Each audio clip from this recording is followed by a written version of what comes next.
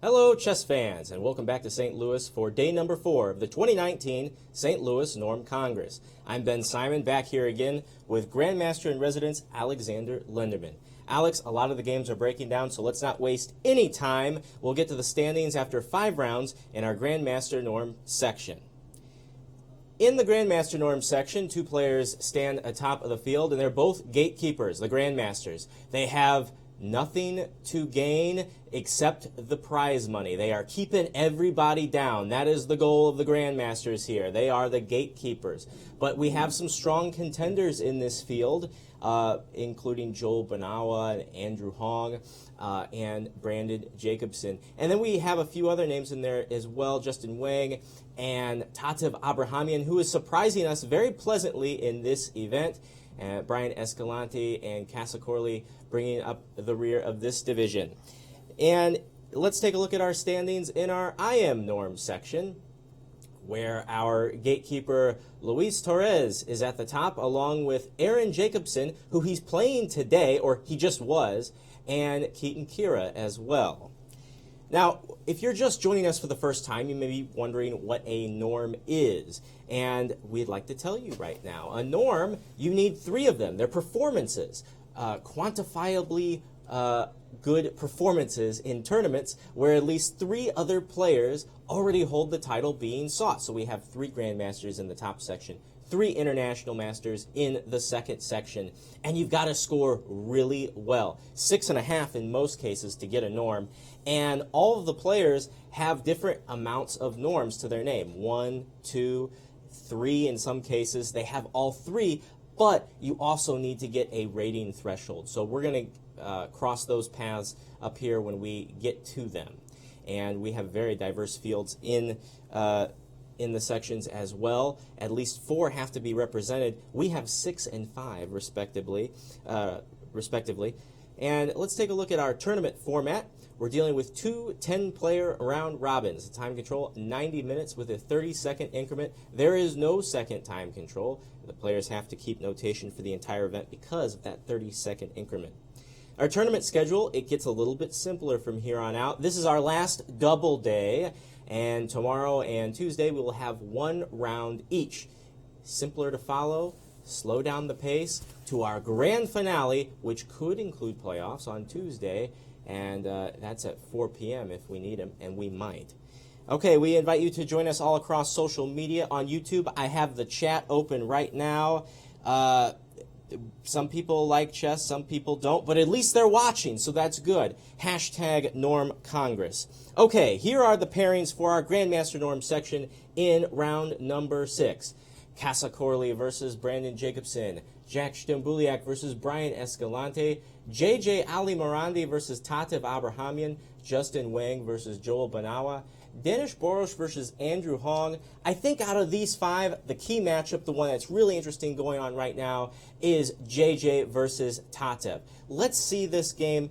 Alex, what is your analysis so far of what's happening on this board? This is, again, a very sharp game, and so far Tatev has, making... All right, well, we just lost our connection. Let's get a look at the board here, if we can, of Tatev versus JJ. Man, technical problems just rear their heads at the worst times, don't they? Tatev has really been surprising us very pleasantly this event. She came in as the bottom seed, and she has WGM, IM norm possibilities as well, but she already has all of her IM norms. She just has to cross a 2,400 rating threshold, and right now she's sitting at a published rating of 2373. So Alex, even though we're not going to be looking at the board as of yet, tell me what you see in this position on the board. We have our live table. Yeah, well, this position is very sharp. I mean, Tatev has sacrificed the piece for a few pawns earlier on in the game, and it looked like she had very good initiative, actually, a very good position. But now it's probably not as clear because White looks like found some defensive resources, and I would say that the game is still very sharp. It can go either way. The time is also quite level. Maybe instead of Queen d3, there was also Knight d3, bringing the knight back into defense, but of course we'll be able to analyze the game deeper when we when our technical issues will stabilize. Right, right. So we'll come back to this game shortly, but let's go to our next division, the International Master Norm section, where 2 games have actually already finished. So let's take a look at the pairings for round 6. In this division, we know that Ezra Chambers has just defeated Rochelle Wu, and right before we took the air, Luis Torres defeated Aaron Jacobson. And that was a game that I thought was a real key matchup. Unfortunately, we can't take a look at it yet because of our tech issues, but we will a little bit later on. Now, it's important to note, this was such an important game for Aaron Jacobson, who's tying Luis Torres in the lead along with Keaton Kiewra. Jacobson stands at 3.5. You need 6.5 to get an IM norm, and he already has one. He's fighting for his second in this event. Now it's looking really, really dodgy for him because with 3 rounds left, he would need a perfect 3-0 score to get that norm. Yeah, it's still possible, though. I mean, I've seen that happen before, and certainly I know Aaron pretty well. He's a very good fighting player. Today, he got outplayed. Torres played a very nice attack, but now he got Torres, who is in great form, out of the way, and hopefully he'll be able to feast on some players who are maybe not in as good of a form. And I think there's always a chance, as long as there's a mathematical chance. So I still believe in him, and we'll see what happens. Right. Okay, so now let's take a look at our prize funds, what these players are competing for. It's not too shabby for a norm tournament. $9,000 is the total fund for the A group. The champ walks away with $2,000, and no one goes home empty-handed. Not too bad as well for the IM group, $6,000 on the line. And our champion in the IM group, the B group, will leave with $1,200 himself. So, while we are having these tech issues, we may need to bow out for just a moment as Jim Ross says, hey, we're live, pal, so you never know what's going to happen. But thanks for joining us. We should be back here in just a moment and with the digital board right back. And darn it, it was working just before we took the air, so how about that? Yeah, well, it was perfect, the previous 2 days, no problems whatsoever, but somehow ever since I came here, I've been tested with technical problems all the time. It's almost like my nervous system has been tested because I've been running into technical problems all the time ever since I came. So maybe it's me bringing bad luck or whatever, but we shall prevail. We shall prevail, Alex. Yeah, we shall prevail. So let's bow out for just a moment, and we'll be back. Don't go anywhere.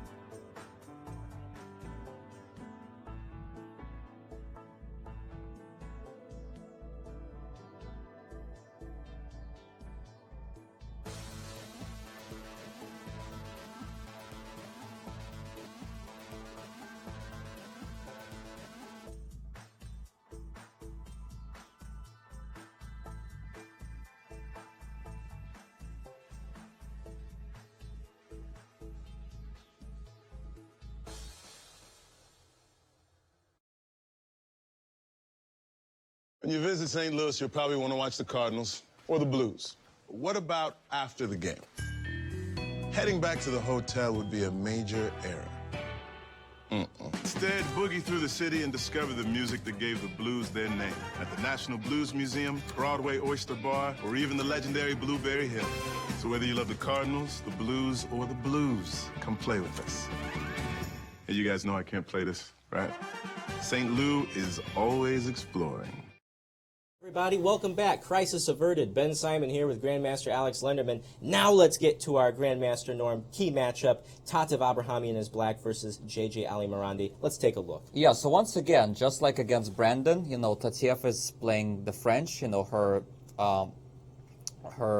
bread and butter, which she's a very big expert on. And once again, we're getting a very nice fighting game. Queen e2, the idea is to go rook d1 and try to capture with the knight, and then maybe with the rook, and get a lot of pieces in the game. I remember I've played this line a few times with black, and I remember this was like one of the problematic lines for black. So knight e7, takes, and queen c7. Typical setup for black. Normally, as far as I've analyzed, black is usually okay as long as he can get this setup with the bishop on d6, queen on c7, and a knight on e7. And one of the main reasons for playing queen d7 instead of queen d6, by the way, is that after queen d6, castles, you have to play knight f6. Because if you go knight c6, knight e4, followed by queen e2 and rook d1, is considered to be an unpleasant initiative for black. So when you go queen d7, though, castles knight c6, you can go knight c6, because knight e4 does not come with a tempo. And after knight b3, you can now play a setup where you put the bishop on d6, and as Tatev played, put the queen on c7 as well. And now Ali Marandi started playing very ambitiously. Bishop e5 check. Very interesting double-edged move, sacrificing a piece, but the point being that after Tatev accepts, knight takes b5, double attacks the queen and the bishop. But of course, this is not the end of the story, because black takes on h2 with a check. If she didn't have this move, of course it's losing for black. But black saw it all in advance. Queen e5, and now a very nice idea, g3. I'm wondering if this was still preparation by Ali Marandi or whether this was over-the-board inspiration. But the idea being a very brilliant queen sacrifice. If queen takes e2, how does white win here? You can pause quickly if you want to find it. Knight c7, king f8, rook d8, check. Beautiful checkmate. So black is forced to take on g3, takes. Now the queen is protected conveniently by the bishop. Takes, and now white once again plays a very nice queen. It's a desperado queen. If you take, once again there's the mating idea. So black goes queen e5, knight d6, king f8. So you see how white sacrificed a couple of pawns, but now white has a very much a lot of initiative for his pawn. But the question is whether this really was enough. Maybe objectively the best move was to go queen e2. And this could have actually resulted in a very fun draw. Queen g3, queen g4, and you just, dealing with a desperado queen. And if black plays a move like queen b8, you will lose two lines like queen takes, rook g8, queen c3, with too many threats, countless threats. So anyway, in the game, white was playing for the win. Naturally, he's a GM, higher rated player. But now Tatev played a wonderful move, h5, counterattacking the queen and making the queen go off his very nice post on g4. Queen g3 and another nice move, h4. Queen f2, queen h5, knight e4, knight d5, c4, and this looks like, at least maybe this is a mistake. Maybe a move like rook g1 was better, trying to go rook g5. After c4, black found a great move here. Once again, counterattacking. Queen f5.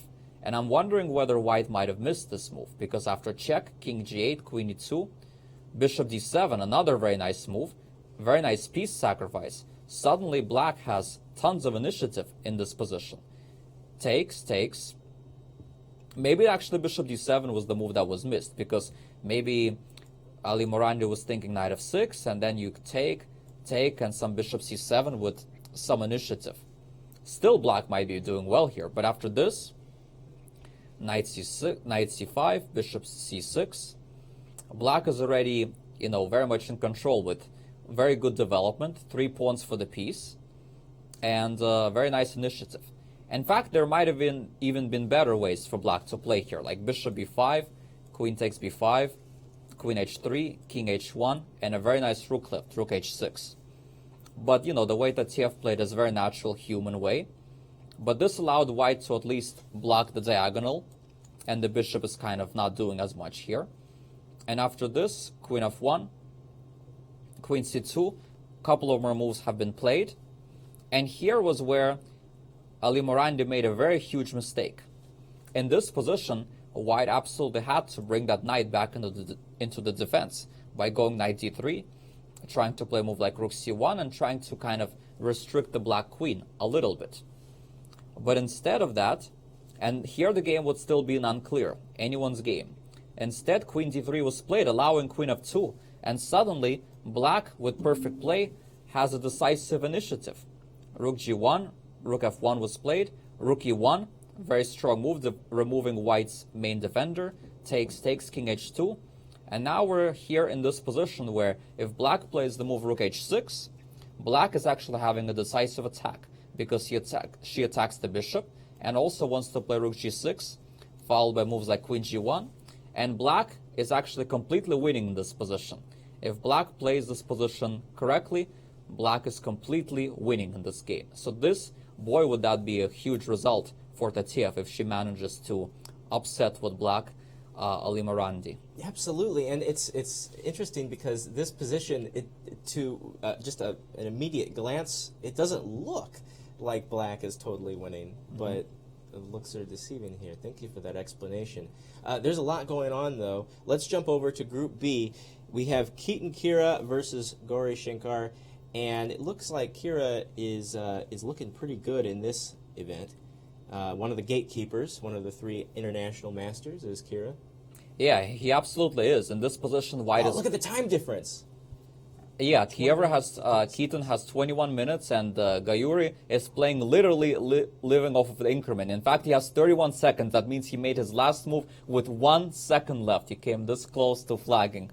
But of course, it's not even the time that's the main concern for black. It's the position. White is up here 1, 2, 3, 4, 5. White is up a pawn. But look at this extra pawn on g6, completely restricting the black's king. The black queen is basically paralyzed to defend against all these difficult threats. Black is basically holding on his last legs, and white can play a move like a4, or even bishop takes e3 might work, where in all these lines, white is actually having a decisive advantage. So let's see how this happened. The line actually was here very interesting. Knight f3, d5, e3. This was first made popular when Sergei Karyakin, that year when he won the candidates and qualified to play Magnus Carlsen in 2016, he won a very important game in round 4 against Vishy Anand with this line. Knight f3, d5, e3. The point being is, white sometimes wants to play line with c4, but then there's d4 gaining space, which leads to unclear game. So white therefore plays e3, preparing for c4, and kind of getting a very interesting, sharp kind of an attacking position. b3, bishop d6, bishop d2, castles. And this is a line I've played myself with white quite a few times. I've usually played the move knight c3 here, and then, there are lines like c5 and even moves like g4, h4 ideas in this position. But in the game, bishop e2 was played, knight d7. Maybe it was also good to play b6 and or c5 here, but in any event, this is a very sharp position, requires deep analysis. Queen c2, c5, all logical. Knight c3, b6, and now white went for it, g4. And like I said, in this line, white usually needs to play very ambitiously because black controls the center pretty nicely, and if white doesn't do anything, black will be very comfortable. So white plays a very sharp way, g4, bishop b7, g5, going for some kingside expansion, knight e8, rook g1. And in this position, I would say black should be fine here, but he has to play very precisely. And here I don't like his move, knight c7, which I think is moving the knight away from the defensive, from the kingside defense. I think a move like rook c8 would make a little bit more sense, trying to go bishop e7 and then knight d6, knight f5, trying to blunt the attack a little bit. Also, maybe bishop e7 right away would deserve attention. Let's say after h4, sorry about that, h4, a move like knight d6, and once again the knight would come to f5 and maybe black would be more comfortable. But of course the position is still insanely sharp. But after knight c7, h4, b5, yeah, black decided to sacrifice a pawn here, but it seems like white can just get away with taking the pawn, and black doesn't really have all that much compensation. Why? Because, as I've realized, pawn sacrifices, positional pawn sacrifices, or in general positional sacrifices rarely work unless your pieces are of better quality than your opponent's. And in this position, white has all very good pieces. So there's very little grounds based on why this kind of thing should work. And even though white has a good center, it doesn't hurt. I mean, black has a good center. It doesn't hurt black because knight's coming over to h4, f5, and basically white is very much in control from this point on. And white's attack just flows very natural. Sure, black can block it, but now this pawn on g6 becomes a monster.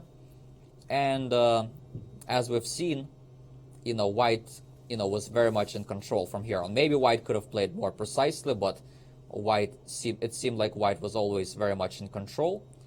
And eventually was able to get the job done. Black went for some last-minute counterplay, but it never really came into fruition. And now there are a couple of more moves been made. King c2, bishop f6, bishop takes c3. Okay, white just simply took a very important pawn now. And yeah, the rest is matter of very simple technique. Up 2 pawns and no real counterplay for black. It's safe to assume that white will, unless a miracle happens, white will win this game. Good stuff from 31-year-old Kiewra out of San Diego. Shankar, tough day for him, but remember there's still an evening round later on tonight. Yeah, and unfortunately this will be very costly for Kiewra. If he loses this game, he will be pretty much out of the norm contention. Yeah. Although I think he has all the norms, I think he needs the ratings, so still very much a lot to play for. So, but very big win would be for Keaton because he's now currently in the lead, and he would basically stabilize his leading position, and he would be joining Taurus with 4.5 out of 6. Again, the gatekeepers are making it very tough on the norm seekers in this tournament. Absolutely, they are. I would like to see Danish Boros versus Andrew Hong in our top division. And because if we get to the point where there's no norm possibilities, and this is a close tournament, so it's pretty likely we won't, we're going to be looking at who's going to be in first, and Boros is one of those contenders. Yeah, and in this position, white is absolutely completely winning. White is up a whole queen for just a rook, plus there is not even a sign of any kind of fortress here. In fact, after white moves the king to f2 or f3, I mean, black's pieces are discoordinated, and at any moment, black can either get mated or lose more material. So this is a completely winning position for white, and plus, Danius has more than enough time to think it through and work it out. Black, in the meantime, is playing off of the increment, so clearly this game has gone Boris's way. So let's quickly see what happened here. The opening was a reasonably fashionable a4 line against the knight erf, which I'm not a big expert on because I don't play this from either side. But I know that this has been recently popularized. And this is kind of a positional line trying to fight for the d5 square. And here it was maybe interesting to go for a line like takes, and then some d5. Very concrete play, maybe sacrificing some material, taking advantage of the fact that the rook on a2 is a little bit misplaced. But after knight c6, castles, rook c8, rook d1, queen c7, bishop g5, it looks like white positional is getting what he wants. He's going to be able to trade off the bishop for the knight and get control over the d5 square. And as long as white controls the d5 square without black getting counterplay, white will just be better. So black played a good move, knight b4, fighting for the square. Of course, white will never want to take on e6 here, because that would completely abandon control over the d5 square and would open the file, on the f file. The double pawns would not be worth it. So white played bishop b3, rook d8, and now white played knight e1, with the idea of trying to improve the knight. Maybe a5 was also possible here, but he played knight e1, bishop g4, and this move is very interesting. The idea of it being trying to disturb white's harmony, trying to induce the move f3, and then maybe trying to, take advantage of some dark squares later in the game. So this was an interesting idea, knowing that the pawns don't go backwards. Hashtag Sam Shanklin's recent very good book on that theme. You can also watch some YouTube videos on that. He's, done some very good lectures on that. So king h1. Maybe knight d3 was also possible. King h1, knight e8, and bishop goes back to e3. So I'm wondering if knight e8 was really the best move, or maybe a move like rook d7 might have been better, just keeping the tension. So knight e8, bishop e3. White doesn't want to take here because after this, the knight gets closer to c7, where it controls d5. So that's why white plays bishop e3, keeping black's pieces a little bit uncoordinated. And now black decided to go for it, for this d5 idea that we've mentioned before. But possibly what black missed here was he was probably thinking white will take, and then queen a5, getting counterplay, the pawn on d5, maybe knight f6, and black being completely fine. But maybe he missed the intermediate move, rook ac1, after which the queen has to go to, if queen goes to a5, let's say, then we take this first, and after this, white takes with the rook now, and now there's no more compensation in this position, because the pawn on d5 is not weak, and white is just solidly up a pawn. So black ended up actually getting really caught off guard. I mean, maybe it was still fine to go queen b8 and take with the queen, and after ed play a move like, I don't know, knight f6 or queen c7, and maybe black is a bit worse, but it should still be some compensation. But instead, Andrew decided to really go for drastic measures here with knight takes e3, and now after this, basically white is just up a queen. And even though, you know, it looks like black has some counterplay, it's not nearly enough. And even though there's bishop b4, there's always queen c8. Basically, and ever since, white just consolidated. And, well, I'm not sure if f4 was the best move, though. Maybe here there maybe were some inaccuracies. Because, for example, after this, takes, if takes, there was maybe some idea like knight d3, which maybe was a chance for black, actually, to get back in the game. But black played g6, knight f3, takes, rook c2, king e3. And, yeah, it looks like it was a sharp game, still mistakes on both sides, but the last mistake looks like was here. And I gotta interrupt you, pardon me, with mate looming here, you might want to keep your eye on Andrew Hong, who looks pretty despondent there at the board, and it's over, yes. Danish Boros with the victory with white, and Andrew Hong mathematically unable to norm in this event, but he's had not a bad tournament so far. I mean, starting off pretty strong, but now I think Boros is maybe one of the ones to watch as far as getting first place in this event, but there are still norms to be had. We can finish out the game if you'd like, Alex. Yeah, so, I mean, here it looks like, let's say, if black plays a move like b6, then e6 would still be not so scary, because after takes, king g7, okay, you can lose this pawn, but after rook h5, actually, black still is very much within drawing boundaries. Black, in fact, this is just a fortress. How is white ever going to break through here? Cannot make a passed pawn, cannot get the rook off of f5. So this would be a dead draw if white goes for e6. But black made a blunder here, played rook b2, and unfortunately now after e6, takes, you know, if you're going to take on e6, now you're just going to lose the rook on b2. And if king h8, queen f6, bishop g7, then we get mated with queen d8. So it looks like black in time pressure made a very big blunder, allowing e6 at a very wrong moment. And even after rook takes b3, king e2, there is still no way to take on e6, because queen takes e6 will pick up the rook on b2. So unfortunately for Andrew, he's just completely losing.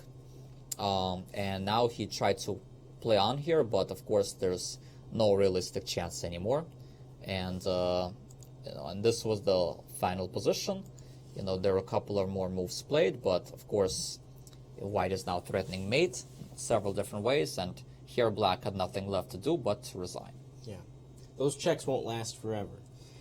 Let's jump back over to our B group and look at a game, Aaron Grabinsky versus Eric Rosen. We haven't seen that one yet, and it looks like Grabinsky's going to get a big win here over a man we're very familiar with in Rosen.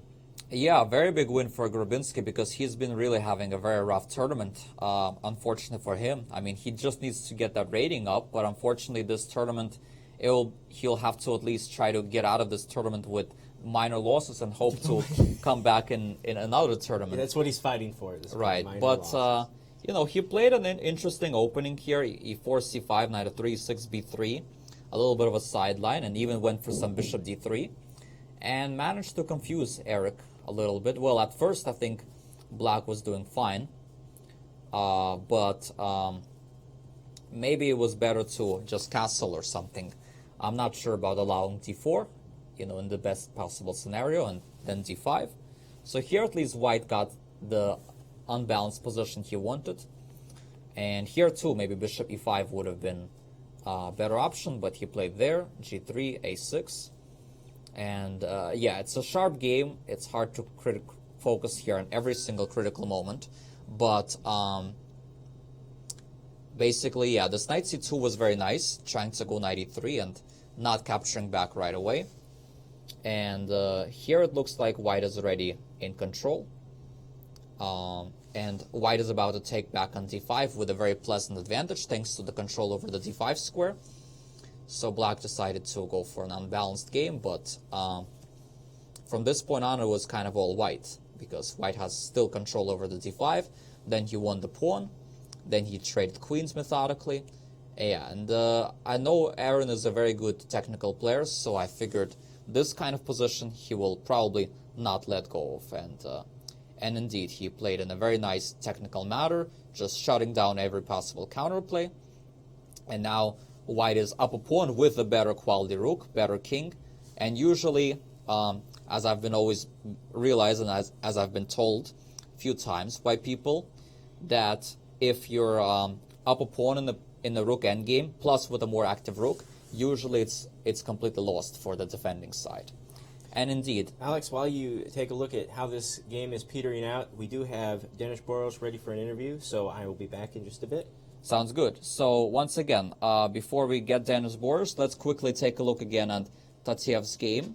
And Tatyev's game, black is now completely winning. Black was able to recover the piece. We last off where white played this huge mistake, queen d3. Black got a chance to go here and trade the rooks. And now black played rook h6, and suddenly it turns out that, because of all these mate threats, white had to sacrifice the piece back. So now black simply recovered the piece that she sacrificed, and now black is just simply up 3 pawns in an endgame. And white is still playing this out, hoping for a miracle, but of course at this point I have almost no doubt that black will be able to convert this, and this would mean that Tatyev still has a chance. And in fact, as I was speaking, Tatyev just officially won. White officially resigned the game, and now Tatyev is back at a plus score and continues to play very good and enterprising chess. A very nice win against one of the top seeds in the tournament, JJ. So with that said, we now have Dennis Boros with us. Dennis, very nice game today. Yeah, was still very topsy-turvy, I felt. Yeah, it was very tense, yeah. Yes. But you prevailed in the end. So what do you think were the main critical moments in the game? I thought that it seemed to me that this move rook ac1 was probably missed by your opponent, right? Could possibly. I wasn't sure about d5, his sacrifice, although I think it's very principled. In fact, he took on b3, but if he goes back to knight f6, that could be okay as well. Yeah, knight f6 could also be fine, yeah. Although maybe a5, and then I do have some pressure. Knight f6, a5, yeah. Yeah. There was also a possibility of maybe a few moments ago, maybe here playing a5. Did you A5? consider that? I don't know how good that is, but... I did not, because I wasn't sure if that pawn won't become a weakness. Like, let's say, I don't know, h6, yeah. h6, and then... 6... Maybe you can try to play for this idea and the bishop on b6. Just for bishop b6. But yeah, I don't know if that's good, actually. He goes rook e8. Yeah, this a5 is, yeah, it's not so clear. No, a5 is like double-edged, like positional. Double-edged, yes. So you played knight e1, which looks logical. Here black should be fine. And now this bishop g4 is a very interesting move, trying to I think induce bishop f3. g4 was a good move. Yeah, bishop Provoking me e6, to king h1, knight e8. Yeah, and here knight e8, I'm not sure if it was necessary, but it was probably okay. Bishop e3, and yeah, black maybe could just go back. Just go back, yeah. Although now I could really try a5 because my bishop is supporting, and then maybe I have some pressure. So I mean, it made sense for him to go for d5. Yes. Yeah, takes and then d5. I even considered taking with the pawn and rook c1, but maybe queen a5 Queen here. a5 here, probably, Yeah, and, yes. and I can even get worse. So that's why I decided that I should go knight d5. Still, there's some bishop g1, maybe attacking bishop this g1. pawn, but in any event, it's not so clear. Yeah, but no, of course, if you see the key move rook c1, then Yeah. it makes sense to take with the knight. Yeah. But then, what were you going to play if, let's say, queen b8 was I played? wanted to take on c8 Queen takes. and e takes. Yeah, and then this position, I'm guessing black has compensation, maybe not Yeah. quite enough, but it should still be something, like Yeah, I queen was- c7 or knight yeah. f6. Actually, I was looking for queen f5, but maybe that's a little inaccurate. Queen f5 here, right? Yeah. Yeah, queen f5 might also be possible, but then Bishop maybe I can try to e6. reposition Yeah. the bishop here and attack this Yeah. pawn. In any event, knight 63 was played. I mean, Yeah. it was quite definitely very... I was shocked in some ways because I felt that this should be fine for white. But I'm not sure now. Like, there's definitely lots of play. No, it was maybe more interesting Yeah. than, you know, it looks, Yeah. yeah. And certainly there's some compensation. Yeah, I was thinking queen c3. I was wondering about queen e2 as well.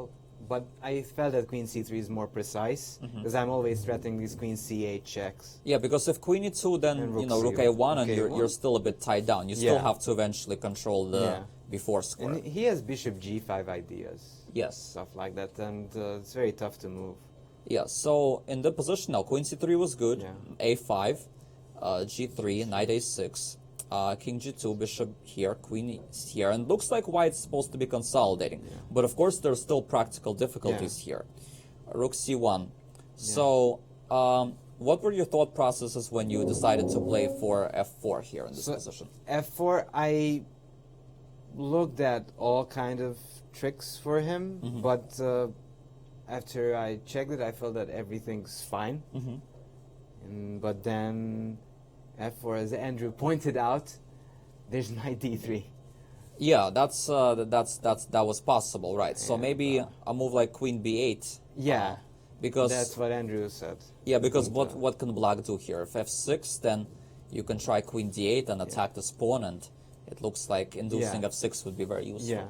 So it looks like white should probably play it more slowly. But f4 Yeah. was a very ambitious move. Of course, it's a very risky move to play because even if everything works, in the long run, there's still going to be always things hanging, right? Yeah.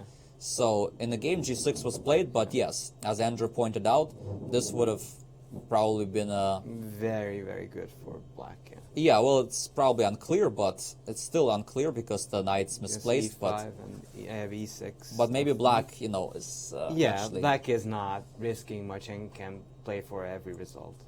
But f4, g6, and even after this, it looks like there were some chances for black.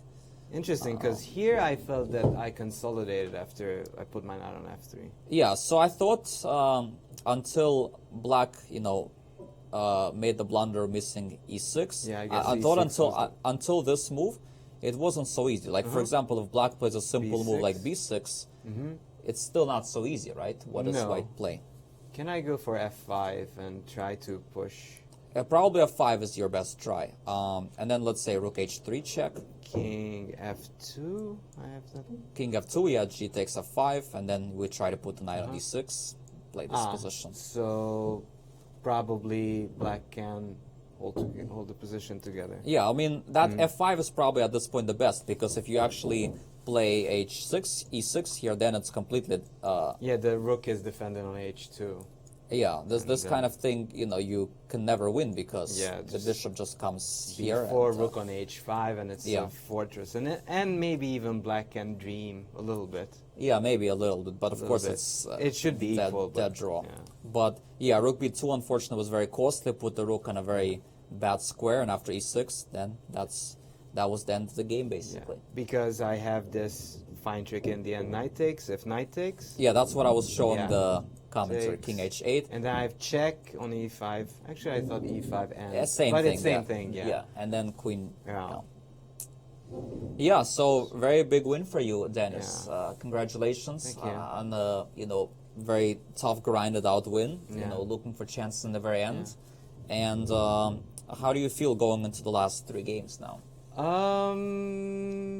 Not so sure. This was a very tense game. I felt I made some I wouldn't even say small mistakes. And I feel that I guess I need to be careful. Even though everything seems to work out fine, I was in trouble against Justin. Here, this got very messy. I'd say so far so good, but So, yeah, in it's other not that words, bad, yeah. a good advice to everybody, even when we're doing well, we should not rest on our laurels, and we have to always, Yeah. you know, be careful, because chess could always be a humbling game. But let's hope that in this tournament, the game doesn't humble you, and let's hope this tournament continues going very well for you. I just wanted to mention that I've been streaming the couple of days with Ilya Nizhnik, and now he's doing a stream substituting. And by the way, to those yeah. of you who don't know, Ilya Yeah. Nizhnik is a very strong grandmaster, 2650 plus FIDE, probably top 100, who's won World Open at least a few times, a Webster student, definitely a big name in US chess. So he's streaming on ChessVeep, and actually he had a big result. Like he came second behind Carlsen in a bullets tournament. Wow, I which didn't know is that. pretty impressive. Very impressive. So I would advise you to tune in if he's still online. So Yeah, thank you very much, Dennis, for coming here, and wish you best of luck and best of skill in the last 3 rounds. all right, thank you.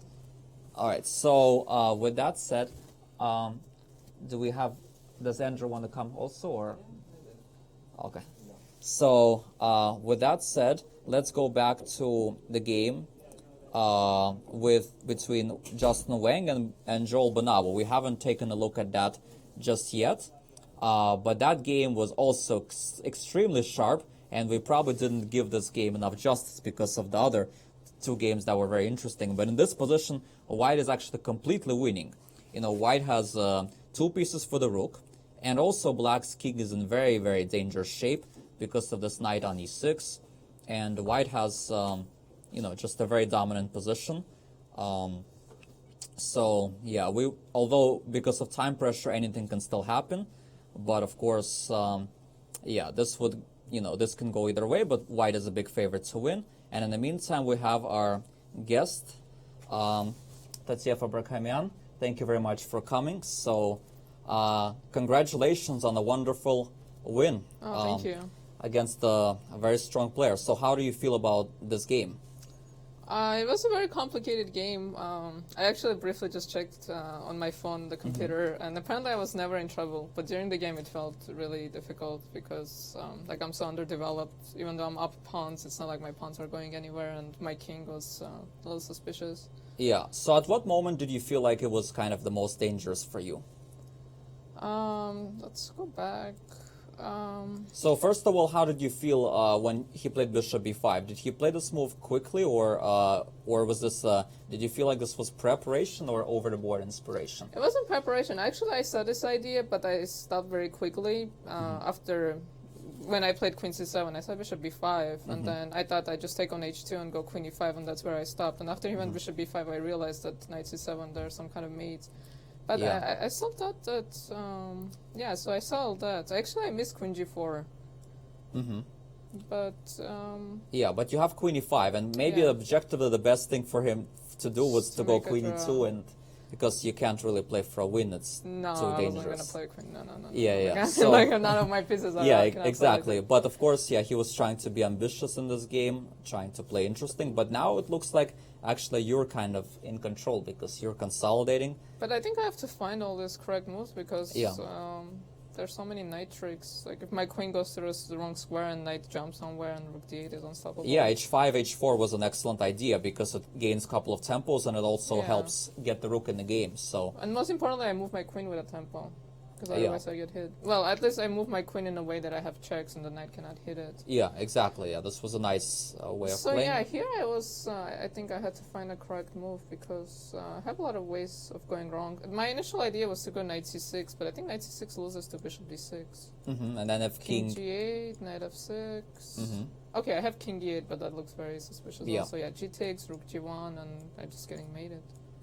Or Yeah. losing all of my pieces. queen d5 and then rook g2, and there is no way to stop, Yeah. one of the mates. Yeah, rook Yeah. g8 is just queen f. No, queen f2. So indeed, this position was still, very dangerous for Black from a practical standpoint of view, and credit to you for finding a lot of very, very precise moves. Knight d5 was an excellent move. Yeah, kind of stumbled into queen f5. Because I was still thinking, here I have like this rook a2. Okay, I don't have rook a2 because there's queen c5. But I have this idea of playing right, rook yeah, e5, yeah, rook somewhere. a2. Yeah, but yeah, queen f5, and I think once I, what he did, once I...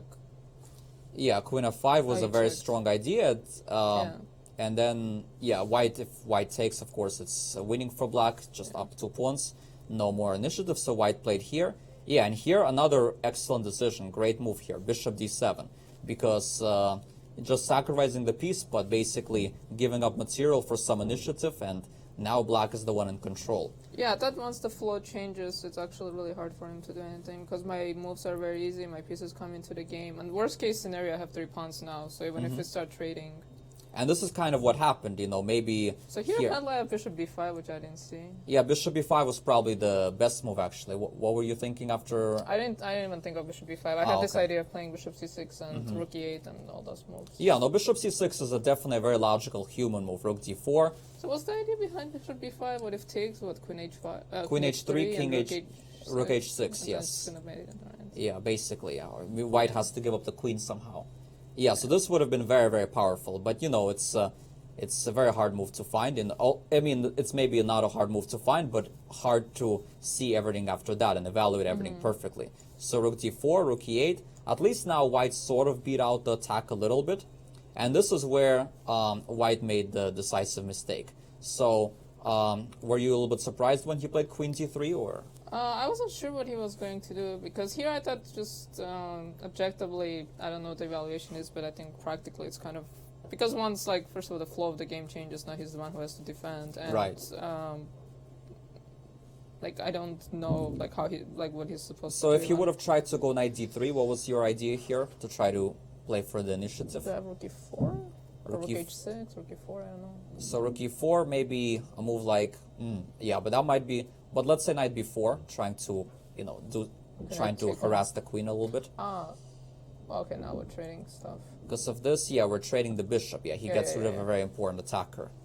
Also, he had some idea of going knight e5 on queen f7, queen h5 perpetual. Yeah, exactly. Well, basically what you have to realize is that the knight on c5, it looks very good, but it's actually not doing anything really to impact the game. So he had to bring the to defense and also to attack.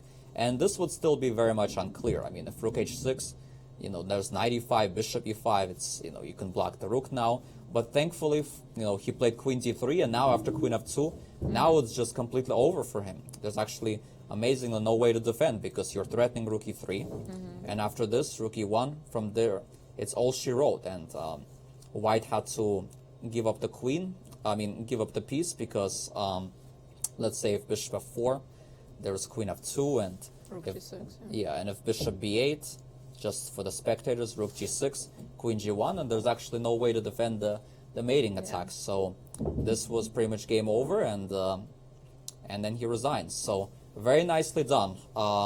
So how do you feel about the rest of the tournament now, going forward? Pretty good. I started with 3 blacks in the first 4 games, but now I have 2 whites left. And then we have 1 round a day from now on, so I think it's going to be more pleasant. So yeah, I've seen all your games. You've been playing some very interesting chess in this tournament, very exciting chess in every game. So what gave you the inspiration to play in this kind of way in this tournament? I think I always play this way. It's just my opponents are giving me the opportunity to. Yeah, yesterday my game against Brandon Jacobson was very complicated. Unfortunately, I think could have gone either way. Yeah. Didn't go my way, but that's what happens when you play. Yeah, so that's the important thing. Sometimes it goes your way, sometimes it doesn't, but you gotta always keep the positive mindset. So very good advice to everybody listening, and I wish you best of luck continuing to playing good and exciting chess at the same time, just like you did today. Thanks a lot for coming here. Thank you.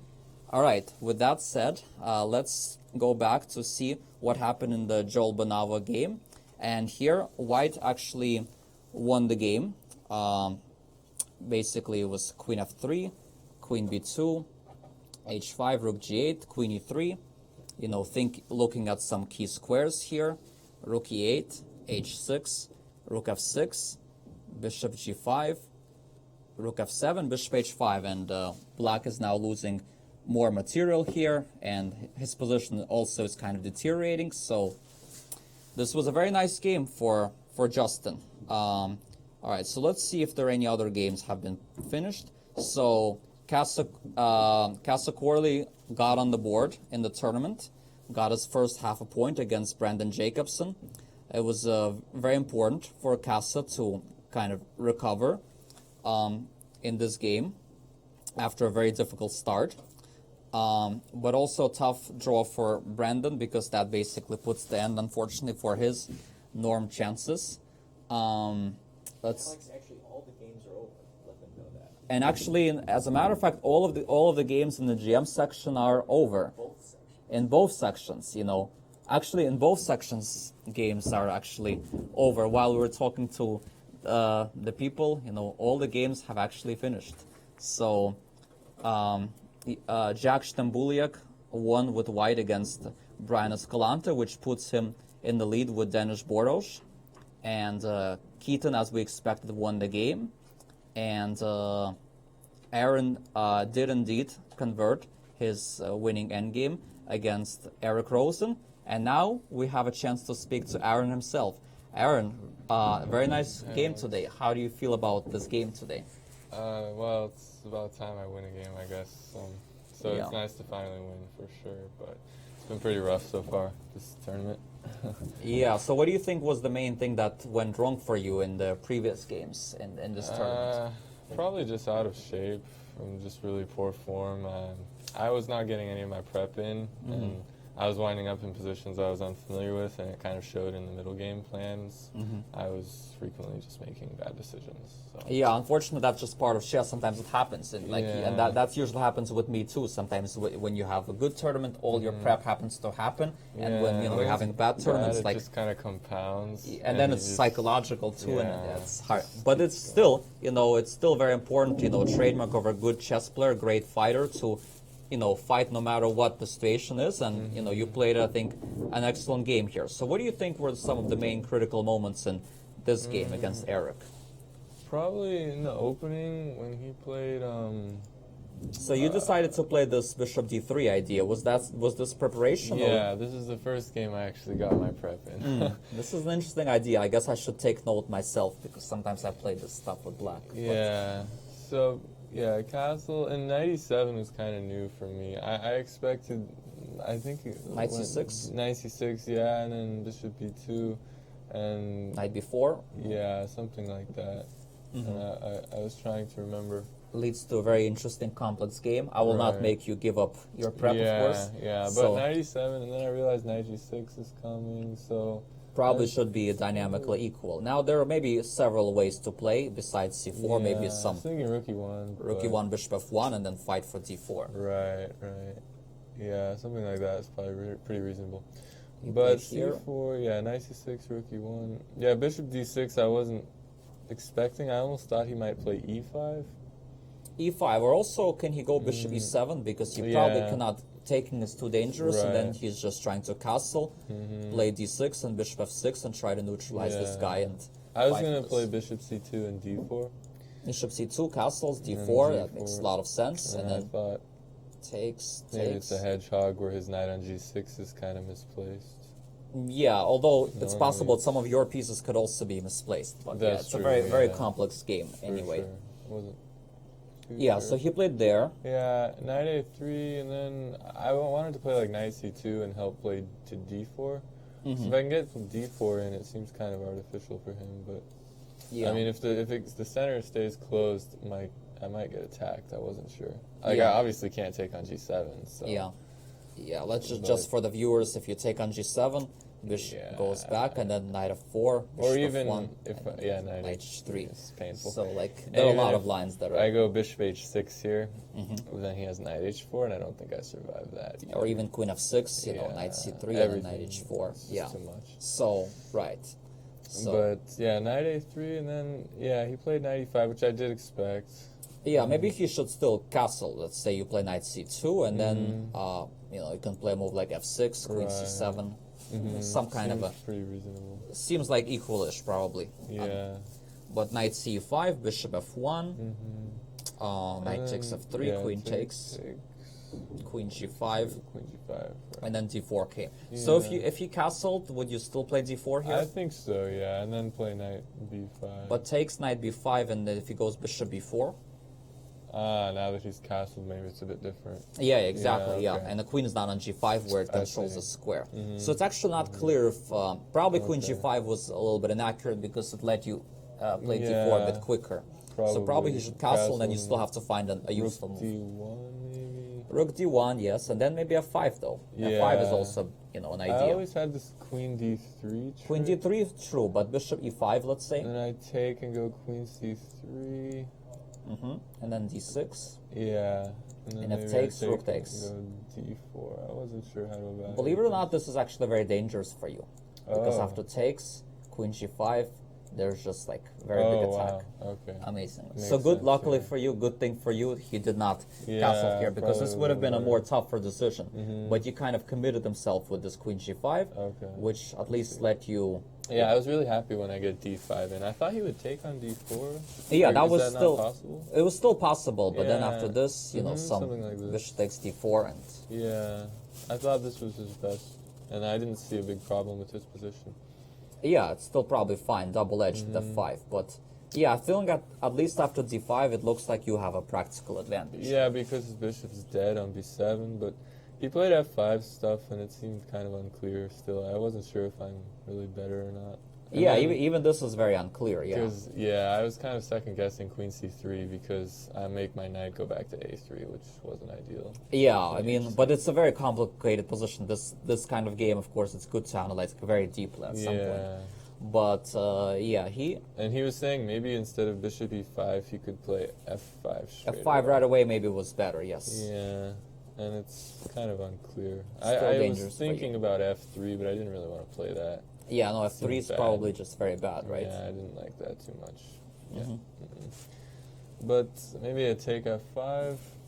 Rook takes, Yeah, and then some bishop c1, Bishop c1 or bishop g2. bishop I wasn't g2, sure. rook f8. And he can sacrifice if I play f4. Yeah, it's different. Without, definitely. okay, and it's too much. So f5 was definitely very critical, even here. So it's clear that black was always going to get a lot of play here. But he Yeah. played there, which traded off this kind of active Right. bishop, maybe. And now you have less to worry about in terms of his Yeah, now attack. I can play f4. Now at least kind you of can kind of stabilize things. Right. Still, I think, after a move like e5, maybe it's not so bad. Takes queen c5. Still maybe. E6. Yeah, e6, and then takes, and then Rook takes. bishop c8. Rook. Compensation for the pawn, I guess. Apparently, yeah, you cannot take this, okay. so you have to go back, let's say. Apparently still some compensation, Okay, but interesting. Yeah, my knight on a3 is very out of play. yeah, because the knight on a3 is because there's always compensation. But Right. he played this. This is a mistake, I think, because this Yeah. actually lets your knight become, again, very relevant. I was really happy after he took, actually. And even in this position, there are apparently still some kind of... Wow. But okay, it's Okay. already not so easy to evaluate. Yeah, I wasn't sure.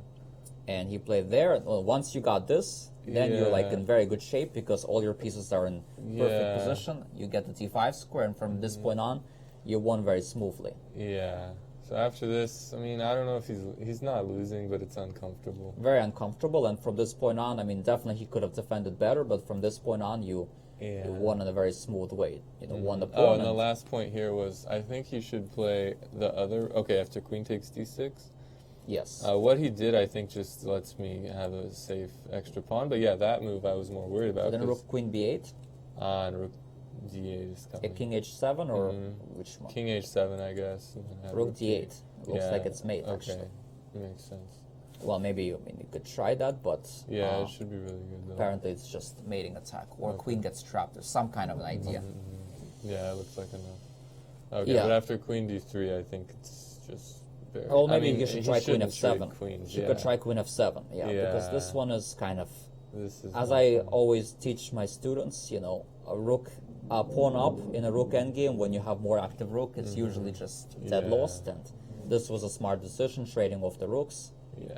And from this point on, it was just simple technique, activating the king, winning a second pawn, And then a third. and then a third, and And I mean, Eric was probably still having hopes because of his game against Rochelle, but of course this is 3 points. Yeah, 3 points is a bit much. too much. And, you know. I almost took his rook and went into the winning pawn endgame, but I was like, okay, queen b8 is simpler. Yeah, exactly. That's just win. So very nice job, Aaron, and a nice game, you know. Hopefully so I can finally play things a are little bit turning better. around for you. So I wish you best of luck to try to salvage this tournament, and then wish you best of luck in your career and, you know, on your quest to, you know, getting your 2400 and improving your level, and hopefully, you know, getting the goal in the long run. Appreciate it, Alex. Thanks for coming. Thank you. All right, so with that said, let's take a look at some other games that have just finished. We see Chikorate was able to win the game against Peter Ginatos, and here we could see how these pawns, they are very intimidating indeed, and you know, white has nothing better than to resign because of unstoppable mating threats. I always thought black was doing well. I mean, here maybe white was having some chances, but once, you know, we got this endgame, black was kind of always in a lot of control. And let's take a look again at Keaton's game, see how that game wrapped up. So we left off last time somewhere around here, and as I expected, this would be a very easy conversion for Keaton from this position, and indeed it turned out to be so. And now black resigned because of an unstoppable mating idea. And here we have our guest Keaton. How you doing, Alex? I'm doing well, thank you. Thanks for coming. Good. So, You know, I meant to come earlier, but I keep forgetting about you here in the basement. So yeah, Var told me to make sure if I won that I should come talk to you, so I remember this time. yeah. So first of all, very nice game right here. So, and I was very happy to see the opening because this knight of 3/3, I've played it many times, so I was very happy okay. to see this doing well. Yeah, that was my idea. Was if he played d5 to play e3. I actually thought he would play knight f6 on move 1, and I had something cooked up, but maybe we'll save that for another game. Yeah, and I've played in this mover as well, but let's not reveal it just in case. So we're not gonna talk too much about the opening because you probably don't want to give up. Well, it was a very flexible opening. I mean, both sides had a lot of options. Now, was bishop e2 still preparation? Because I normally have played with knight c3 this position. No, bishop e2 wasn't preparation. I just decided over the board to play it. I wasn't sure if I should play that or knight c3 or d4 and bishop d3, but in the end, I kind of felt like this was the most flexible and the most comfortable for me. Possibly, yeah. I played it I think in one game, this kind of system. I think in this case, black should probably try to play more principled with c5, knight c6 Right. straight away. And That's- then if c5, then I'm probably going to castle and then play for to take on d5 and play d4 and create some kind of pawn defense. yeah, exactly, yeah. That would be probably comfortable for white at least. Yeah. Or maybe another system is just to play b6, Yeah. castles, bishop b7. I considered that too. But then you probably go knight c3, bishop b7, and or then you can take on d5, maybe. Right. And then I'm not sure which way black will take back. Sometimes he takes with the pawn, sometimes with the knight. So basically a very rich position, you know, white can play many different ways. So if you're looking for something interesting, this is certainly a line for you. Well, anyway, in the game, where did you think it started going wrong for black? Well, I'm not exactly sure, but I had decided if he played b6 that I was going to go for it with g4 because b6 is perfectly set up to play against all of white's other plans. If white just castles and tries to like take on d5 and play d4, then black has the perfect setup with the hanging pawns with his knight on d7. Knight takes d5, yeah. I just thought black would be very comfortable, so I thought if I want to organize any problem for him, I have to play g4. Yeah, absolutely, yeah. It's a very principled way to play. I've played like this a few times myself. I think I've seen some of your games in this line. I couldn't remember off the top of my head how they went, but I've definitely seen you play this before. So you I mean, inspired me. It's definitely, I'm very happy about it. It's definitely very double-edged. So bishop b7, g5, maybe knight e4 was also I was possible. expecting knight e4, and then I wasn't exactly sure how I was going to play, if I was going to trade a bunch of stuff and play queen c3, or I had some weird idea knight b5 to try to play d3, but I don't really believe in this idea. Yeah, maybe rook g1 is also pretty good. Rook g1 is, also, I was considering, So. But yeah, 98, maybe it's still I was okay. a little bit surprised with 98, but I figured he must have seen something with 94 that he didn't like. Because 94 is one of those moves where everything has to go right for him for it to work. So Yeah, exactly. he has Yeah. to be very careful. And for you, your moves are easier. You just Yes. go for an attack and let him figure out how to. I got a very large time advantage. However, that didn't seem to bother him too much. He was Oh, very, but he always. very adept at playing quickly. This is actually my first time playing him. So But he typically gets into time pressure, so it's. But you know, knight c7. This is the moment where I think things start going south for him. I think this whole concept of knight c7 b5 is just too slow and. So what do you moving the- think he should have played for? Because I wasn't sure what should be his plan. I think a move like rook c8 might have been possible, and then what would you still play h4, yeah, right? I mean, I probably play h4. Yeah, so like let's say he plays a move like even Oh, d4. interesting. Okay, so let's say take. Takes, and bishop g2, bishop h2, let's say. Okay, wow, very interesting. Yeah. I mean, now that I'm looking at it, like, if he plays d4 straight away, what happens? I guess takes. I could play knight b5.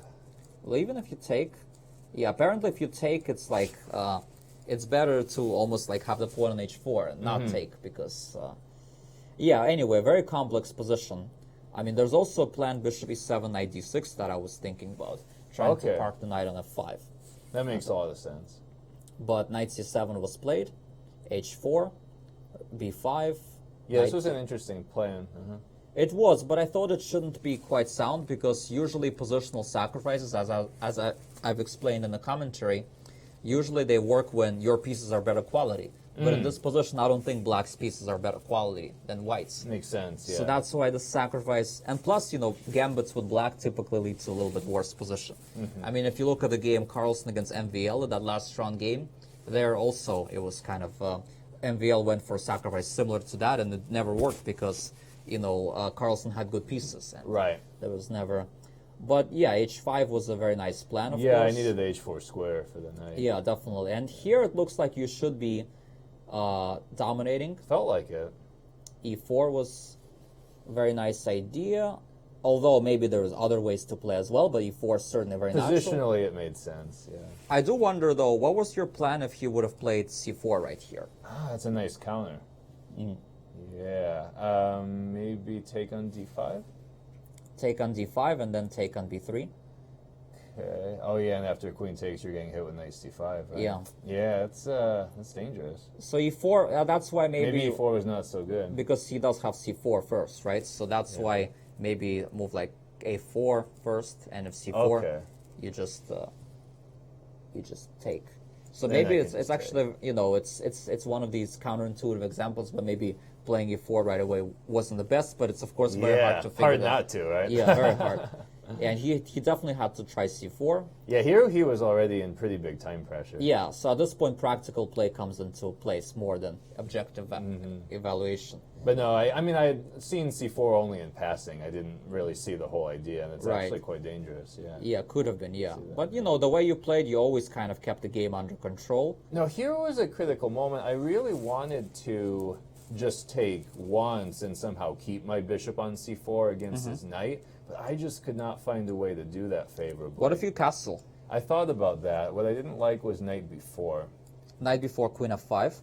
And then simply knight takes a2 with the idea of knight b4 and playing for queen a5 is what, and also rook takes d2. Yeah, and this actually does look dangerous, but it does look like after rook Am I mating h1 him or and something? rook h6, it does look like your attack does come first. Okay. Because if he goes there, you actually could just take that. Right, his rook is hanging. Yeah. So that's also inconvenient for him, and Okay. it does turn out that you are actually winning. But again, in a practical game, I just didn't connect all these dots. Yeah, It's not easy. I was looking for stuff like this, but it didn't come to me. Yeah, Because so, intuitively, I really wanted to keep my bishop. yeah, exactly. That would have been best positionally. Yeah. But you know, the Here, I good news thought for I had you, only a small advantage. yeah, you only have a small advantage, but you know, small but stable, and still easier for you to play. And of course, he's in time pressure, so Right. yeah. Here it looks like you know, rook f3 was probably a mistake because rook g3 you want to play anyway. Right. Somehow. Although his idea of trading in e4 was quite interesting. Got the position very complicated. But I do want to show you one beautiful variation Sure. I saw. I'm curious whether you saw it or not. I didn't really watch this game as much live, unfortunately. There was so many interesting games I was Oh, focusing of on course, others. of course. But yeah, go ahead, show. Okay, so the way the game continued then with Rook F3 and trading and E4, so it seems like I probably have to play D4. Well, there's also some Queen C4 move. I don't know how. How Because does it work if he takes the pawn? well, if he takes with the rook, you take Bishop G7. Oh, Queen F7. Okay, and you'll see this was a key idea. And in if the ED, oh, you do rook takes. variation I was Yeah, it's calculating beautiful too. line, yeah. Wow. So Queen Wow. C4 was actually a bit Oh, better that's in that. Oh, I wish I'd seen that. That's amazing. That would have been like brilliant Yeah. surprise for sure. But okay, D4 was. But I actually did see the idea in another context. So CD4 or E3, I mean. Yeah. And then Queen E4. Yeah. So I thought the critical move here was Rook D7. Mm-hmm. And my idea here was to play D5. And after Rook E7, I saw I could play Queen F5. And then after E2, Rook E1, Bishop D2. Then I have And then Rook you takes have this- E2 with this idea. So Yeah. I did see it in this position. Right, But exactly. not in conjunction with Queen C4. That's Yes. quite interesting. Yeah, very beautiful. Yeah. Yeah. Just to show the whole variation to the fans. And a beautiful mate. So, yeah, in the game he took on D4. So Yeah, and now then I thought I was just winning. I just mean, winning. Yes. Yeah. Yeah. Queen D7. He made a move with 1 second. He made a lot of moves with 1 second. Yeah, it's. But yeah, I don't think he's just too many problems. E2, here you're for just black. taking. Yeah, there's just Yeah. nothing he can do. And yeah, from this point on, it was smooth conversion. So. Very nice fighting game, and it looks like you were never really in trouble. And even though, of course, in such a game, inaccuracies and even mistakes are expected, but I think overall, you played a very nice game. Thank you. And in general, it was so far this tournament's going very, very well for you. So what's the main thing that's working well for you in this tournament? Well, the first 3 games were pretty tough. I just barely beat Torres in a really back and forth game. And now this game becomes very critical because if you hadn't beat him, he would have been like running away with the tournament potentially. I know. He played amazing after that, and he played well against me, too. It was just a very close, hard-fought game that I was just kind of lucky to win at the end. And then Aaron Jacobson played a great game against me. He really outplayed me with black, and it was a long, tough game. And then so I lost that one. And then Aaron Grabinsky was outplaying me, too, and it looked like he was going to convert an endgame with white, but I just barely hung on and got a draw. But then yesterday, I really came ready to battle. I knew my game with Rochelle was going to be very tough. She hadn't lost a game yet, but I was able to get a position that I felt comfortable with. And I kind of went back to my roots a little bit, playing the Trompowsky. I hadn't played it in some time, but Right. I thought it would be a good surprise for that game. And, I got... And it worked out very well. It was an unbalanced game, and it was a type of game you were much more comfortable than your opponent for sure. Yeah, and then my game with Peter last night was a real mess. He offered me a draw in some moment where I just wasn't sure at all what was going on, but it was really just too fun of a position to call it a day, so we fought it out, and that one went my way. And then Yeah, so that goes to show that whoever doesn't risk doesn't drink champagne. So and whoever, I like it. whoever fights usually will get good result at some moment. So I wish you the best of luck going forward, best of fighting chess, and looking forward to seeing your next few games. Thank you very much, Alex. It's And been a thanks pleasure. Thanks a lot for coming. All right, so let's wrap up quickly on what other games have finished, which games we haven't looked at yet. Casa Corley Brandon was a draw. Joel, we against Justin, we did take a look at. We didn't take a look at the whole game, but basically it was a pretty complex real opus where it looks like white kind of black went for an unbalanced game. It's a very fighting position, chances for both sides, but looks like somewhere deep into time pressure, black made few inaccuracies. White sacrificed the exchange, really kind of going all in, sacrificed the b2 pawn. It looked like black was doing well here, but somewhere something went wrong. I mean, maybe bishop b7 was better, getting the last piece in the game and putting pressure here. After rook g8, queen h5, maybe queen h5 was missed by Joel, because after this point being bishop f6 intermediate, and suddenly after this, white is having a lot of initiative, and black was kind of lost track a little bit with this kind of game, and eventually in the highly dynamic position, white outplayed black. And also Jack's game we haven't really looked at. Jack won a big game against Escalante with white, which brings him to the lead, shared lead with Danish Boros. It was also a very sharp game, King's Indian, which we didn't give enough justice to. And it did look like white got a good opening. All his pieces are kind of playing. Black's pieces are kind of on the back rank. And eventually, the bishop on c8 is kind of a problem for black. And eventually, white got the d4 square, and from there on, white kind of won relatively smoothly. Won the pawn, and although black did find a way to get counterplay in this position, so the game was still up in the air. In fact, in this position, it's still anyone's game after a move like knight takes h2, because after this, rook takes d1, of course. So e3, but e3 looks like it was a mistake. It looks like black missed some details. Perhaps he missed that after this, rook e8, bishop f8, there's just queen takes d4. I mean, he must have missed some detail, and then white was just able to sacrifice back the material, transposing into the winning queen endgame, which white was able to convert without too much trouble. In this field, we took a look at Keaton's game against Gayuri. We analyzed it quite deeply with Keaton. We didn't really get a chance to take a look at Torres's beautiful win against Aaron Jacobson, which was actually the big game of the round because they were both leading the tournament. Absolutely, and now Torres is tied up with Kiewra at the top, 4.5 each. And this was a game which started with a very quiet Nimzo Indian, but it turned into a very dangerous initiative for white. And I always thought black is relatively comfortable here. I think there's also queen takes d5, but basically this is supposed to be a very solid line for black. But it looks like Torres was able to create some little mosquito bite problems. For example, he wants to get the two bishops, because if he takes, then there's some idea like takes, and black's king is a bit weak here. So black decided to play rook e8. Maybe it was better to play a move like g6 and trading off the bishop, or even just going back bishop e7. But either way, there are some uncomfortabilities. So definitely white showed some very good preparation. And now already after queen f3 and a beautiful sacrifice here, white actually ended up, with a very nice attack. And from this point on, Torres conducted the attack in an absolutely brilliant fashion. So this could easily end up being a game of the tournament, potentially, if there's no other, big fireworks. If only they got some extra money for that, Yeah, that's true. And here black resigned because it's going to be mate with queen and bishop and many different ways.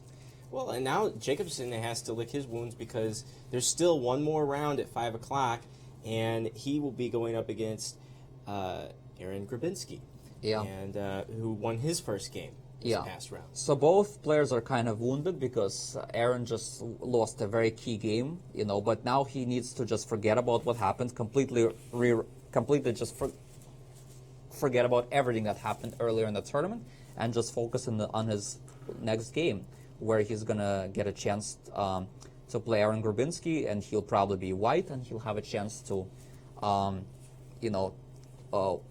Aaron just won a very big game, but of course, as he's mentioned, he's a little bit off form, so this is Aaron's chance to get back in the tournament, but it's also Aaron's chance to, potentially Aaron Grabinsky's chance. Yeah. It's two Aarons playing, so it's Aaron Grabinsky's chance to get back in the tournament as well, because obviously Aaron Jacobson is a little bit wounded, so we'll see what will happen between two Aarons. Very interesting battle. If we have standings, I'd like to take a look at it because there's some interesting things we can gather. First of all, the Grandmaster Norm section.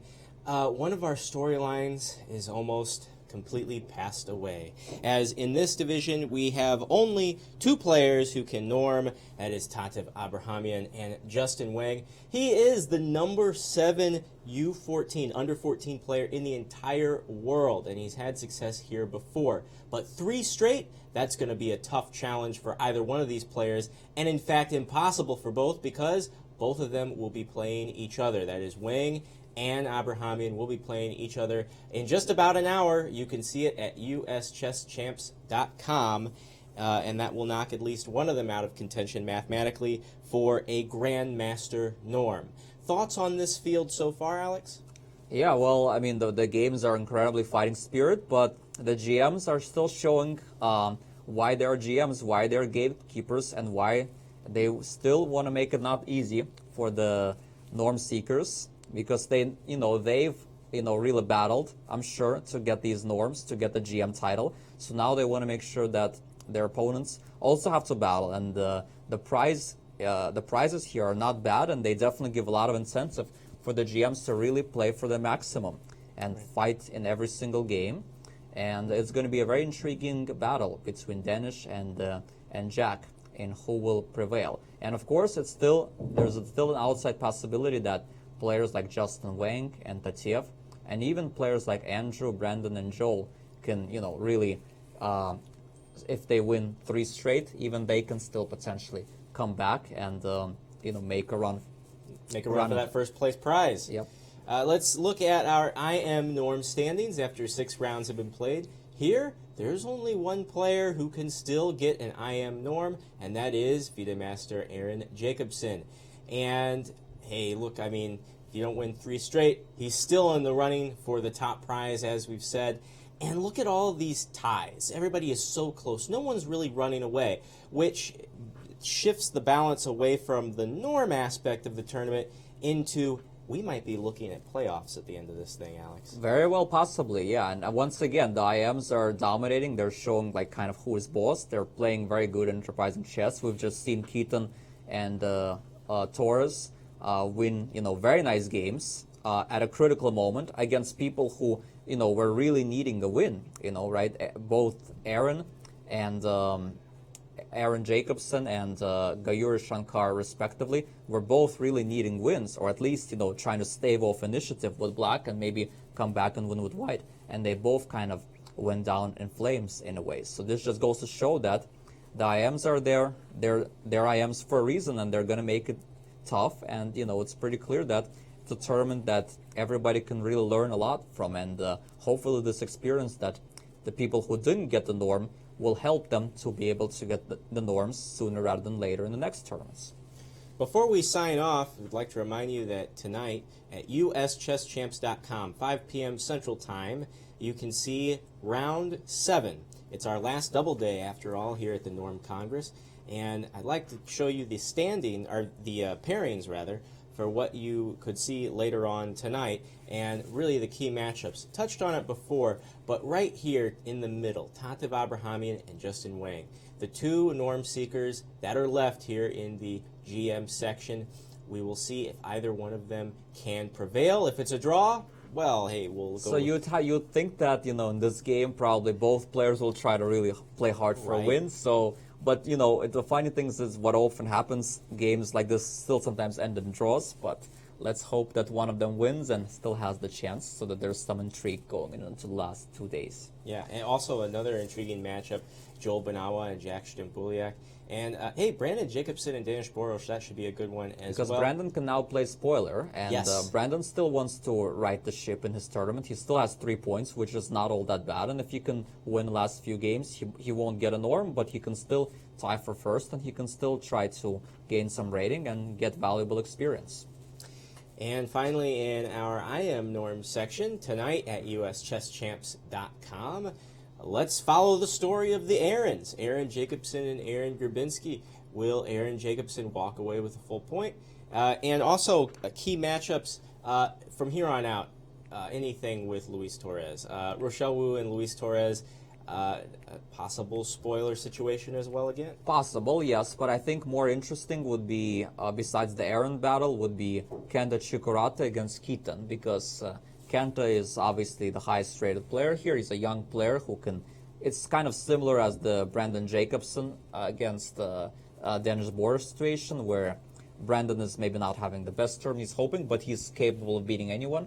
Same thing with Chikurata. I think he's the kind of player who can lose to anyone and beat anyone in that regards. And Keaton will be black, so let's see if Kenta will, play spoiler's role and also right his ship in the tournament. You can catch us tomorrow at 2 p.m. for the penultimate round of the St. Louis Norm Congress. It'll be round 8 by then, and a lot more will be cleared up because, like I said, 5 p.m., just about an hour and a half away. Here in St. Louis, we'll be having round 7, and so tomorrow is round 8. Tuesday is round 9 and playoffs if necessary. So, thank you for joining us here at uschesschamps.com and in the YouTube chat. We really enjoyed having you. This was produced by the world's greatest production B team. Danny Machuca is the technical director. Isaac Schrantz is graphics and audio. The show was designed by Eric Mosel. Tammy Hyde is the streamer. This right here, he is the hardest working man in chess. Grandmaster Alex Lenderman did interviews back to back to back to back. Thank you. It's been a pleasure as always. Yeah, no problem. It's a pleasure working with you as well. And it's been an exciting day today. And I think the analysis that the players gave were excellent, and I'm sure you guys can really learn a lot from not just me, but also the players' thoughts and the variations they were giving. And now we can see why they're such strong players. The lines that they were seeing, it's one thing to look at the game at home with, let's say, Chess Bomb with the computer and just sitting in your couch. It's another thing to sitting there and battling, and you can understand why they're going to be some mistakes, because it's very difficult to see absolutely everything. Yeah. Right. So it's no doubt the interviews are invaluable. It's amazing. My name is Ben Simon. Until tomorrow at 2 p.m. Central at uschesschamps.com, we say so long from the Show Me State.